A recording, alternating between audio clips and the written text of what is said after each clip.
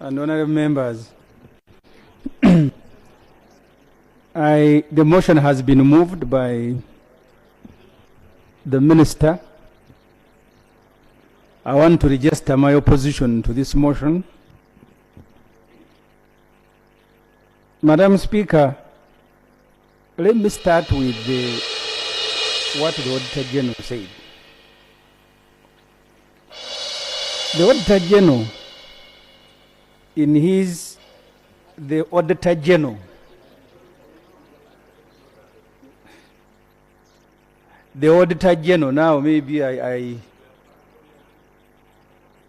the Auditor General, Madam Speaker, and I don't know if government ministers read the rules. The rules don't allow walking as if you are in a kiraro all the time, invading the speaker, because you need the attention of the speaker. Madam Speaker, Honorable Ssemujju, you have my attention, and I can repeat all what you have said. May I do multitasking? Yeah, Madam, I was addressing the ministers because for you are staying. Okay, can you continue with the opposition? But they keep walking there. Madam Speaker, I want to start with the report of the Auditor General. The Auditor General, in his latest report,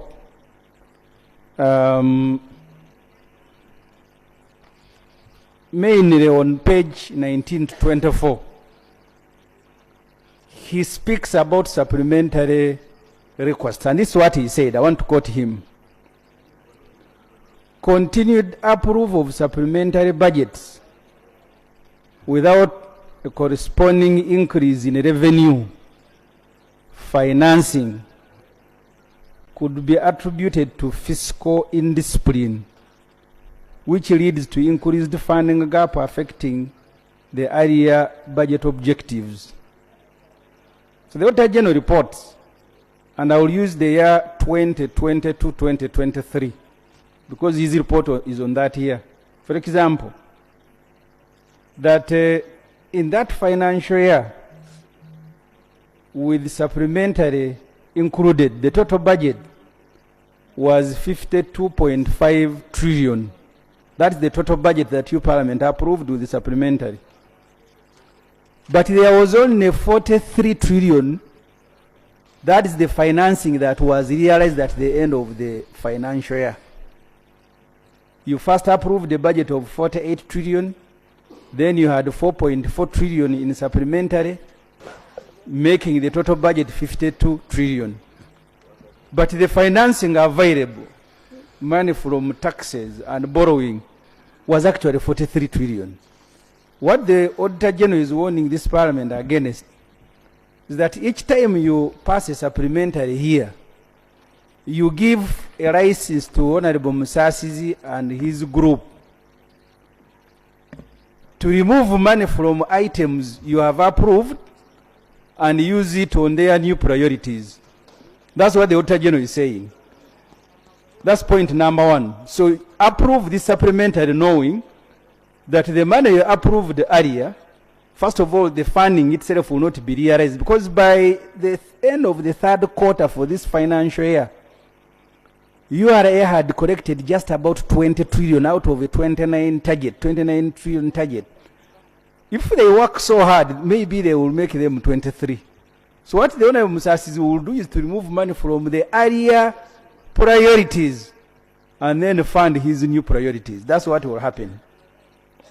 So the second point, Madam Speaker, the budgeting through supplementary, which the Auditor General calls fiscal indiscipline. People are running this country like a kiosk. That every week, because last week we passed a supplementary here. What has happened in the last 10 days that you did not know that there will be a need to construct a stadium? There will be a need to acquire equity in the pipeline? Because you brought a supplementary just 10 days ago, we passed it here. Now you come trafficking another one. One time the late Speaker Oranya said if he was in charge, he would have sacked all the ministers. Maybe for me, I would even send them to Luzira. 10 days ago you brought a supplementary here. Now after 10 days you come running, oh wait, there is another one here. And you are my ministers. Each one of you will be in Ruzira. That's where the warrant of detention will find you. So therefore, Madam Speaker. Yes. I want finally to go back to the law. The lawyers can help. If you go to section 76 of the public finance that categorizes items for which you can seek a supplementary funding. And section 25, 6 and 7 as unforeseeable and unavoidable. I want the planners in the ministry to tell me, when did you win the bid to host AFCON for you not to have factored the money of AFCON in the budget? And what is it going to happen between now? Because this budget that we are going to pass today, hopefully, is a budget that are going to implement in a period of 1 month. So what is it that you cannot wait, that is so urgent that you must fix it in a supplementary? So can I, Madam Speaker, I said I want to register my opposition to this motion, and those are the reasons. And these ministers, because you're also ministers of Uganda, these mistakes you make today, when this government has gone, one by one you should walk to Luzira. We'll find you there. Thank you very much, Madam. Honorable government legal advisor. Thank you very much, Right Honorable Speaker. Right Honorable Speaker, I'll speak to the issue of ECOP. The issue of ECOP was actually unforeseeable because, as you all know, the financing model for ECOP was clearly to be done by our partners. Unfortunately, because of the change in the world order and economic setting, we have been required to put in equity. It was not known to us at the time we passed the past budget. On AFCON, the biggest requirement is actually a complication coming from my office. The contracts are available for me to sign, and I'm requiring the Ministry of Education to show me the source of funds before that contract can be signed.